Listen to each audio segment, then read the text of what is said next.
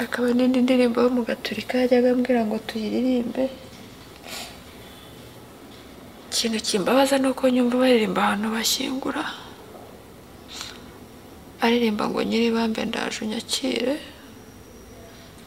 Yajyaga ambwira ngo tuyiririmbe, kandi iyo ndirimbo nibuka ko yayadukanye muri 91.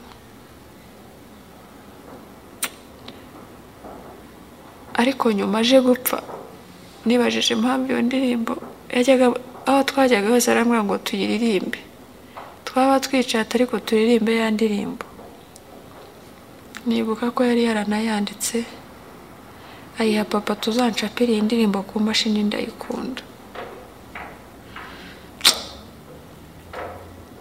Ariko sinshidikanya ko hari uriya muvandimwe Imana yamuvugiragamo.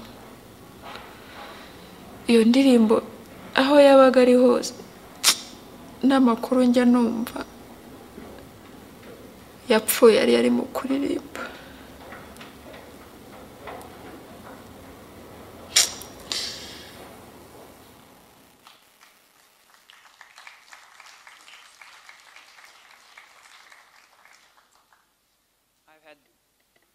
I've had the honor of working in Rwanda for the last several years, working to build an archive of testimonies of genocide survivors. And I can tell you, as you can see very clearly, that these survivors are still living with genocide today. And you will hear this from one of our panelists, and you have heard this from Professor Kotler, that genocide does not end when genocide is ending. What's important is that these survivors want to talk. What's important that all of the human rights abuses want to be told to the world, and that these are individuals who want to share with us. They want to share with the rest of the world. And this is why this panel is so special, because these are individuals who have experienced discrimination. These are individuals who have experienced the genocide. And they're here to share with us their experiences. But what's even more important about this group here is that they have left their countries and they have come here, and with all of the opportunities that they've been given to move on with their lives, to forget the horrific past that they've experienced, they're still fighting. These are very special individuals, and they're very few, but they are fighting. To start with this, I want to introduce Nazanin Afshin Jam. Nazanin doesn't need many words because she will speak for herself. But as you know, Nazanin comes from Iran, and she is incredibly talented as a musician, as a singer, as an actor. But she has started an organization, Stop Child Executions, and she fights for human rights abuses, against human rights abuses all over the world. So with that, I will have Nazanin share some of her experiences. Merci. C'est très difficile de parler après un clip émouvant comme ça. Et aussi, je ne suis pas Bernard-Henri Lévy, alors j'espère que vous n'allez pas discriminer contre moi. I was born in Iran at the start of the Islamic Revolution in 1979. That spiraled my country back into the Middle Ages and basically halted human rights. My father was imprisoned and tortured by the Revolutionary Guard, and they wanted to execute him simply because he was allowing alcohol and music and dancing at the hotel that he managed. So he wasn't even political.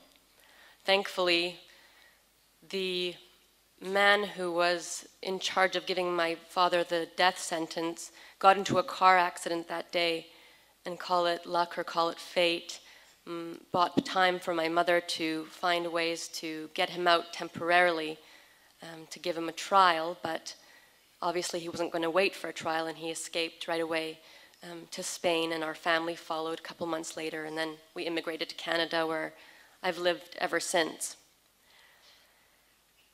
On behalf of the Iranian people, I would like to share with you what an utter disgrace it was having Ahmadinejad speak at the Durban Review Conference.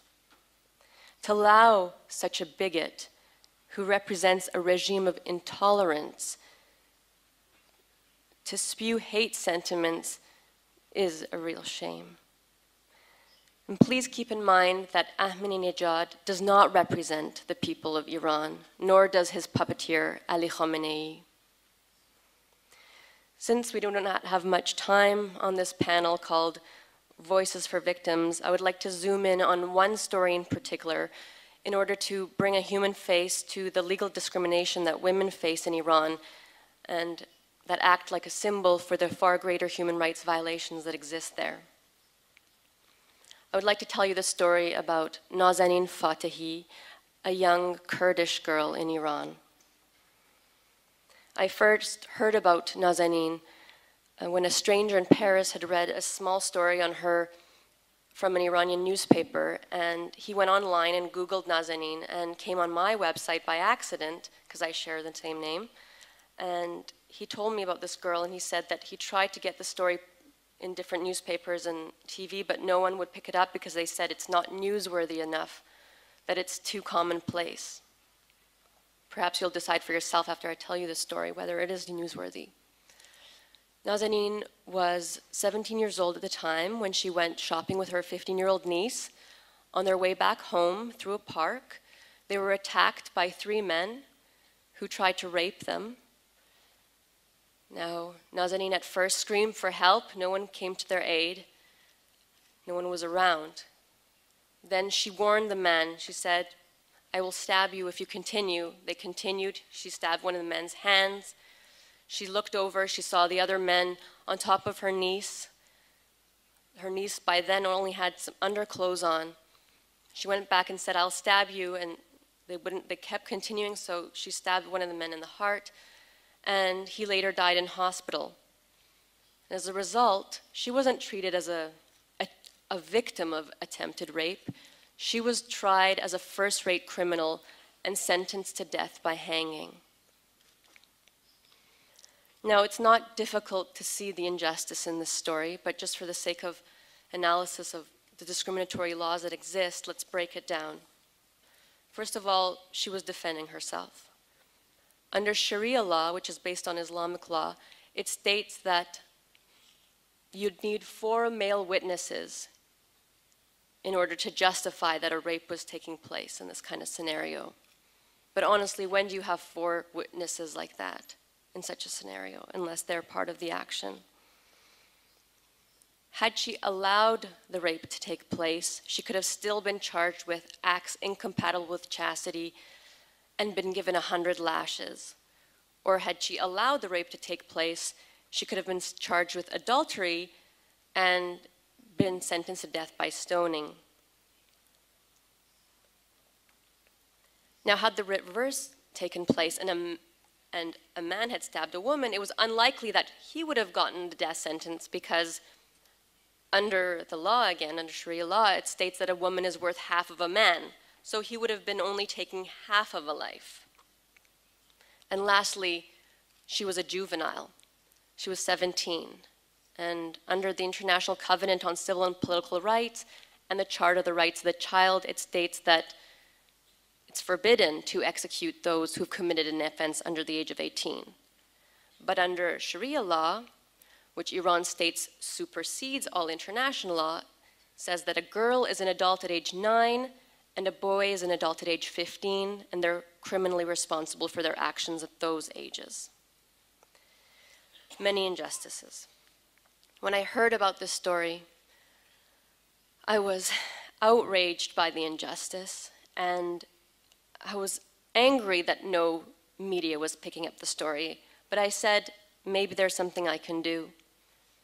And at that time, I was halfway through my music album, and I told my manager, I cannot continue.